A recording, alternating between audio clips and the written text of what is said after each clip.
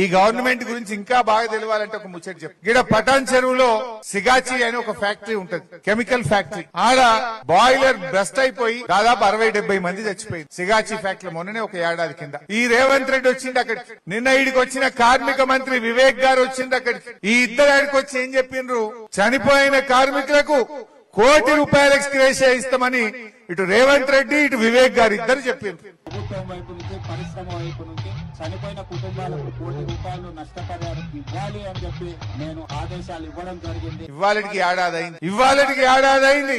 రాష్ట్ర ప్రభుత్వం ₹1 కూడా ఇవాళటి వరకు ఇవ్వలేదు. ఆ కంపెనీ కూడా 20-30 లక్షలు ఇచ్చిండు తప్ప రేవంత్ రెడ్డి వచ్చాడు చెప్పిండు ₹1,00,00,000 ఇస్తా అన్నాడు. నువ్వు ముఖ్యమంత్రి వా ఇంకేమన్నా? ముఖ్యమంత్రి మాటకి ఎవరు ఇజ్జత్ ఉండాలనా వద్దా? రేవంత్ రెడ్డి వచ్చి ₹1,00,00,000 ఇస్తా అని శవాల మీద చెప్పొచ్చిండు. ఇవాళటికి కూడా ఆ కార్మికులకు ఇవాళ ₹1,00,00,000 రాలే.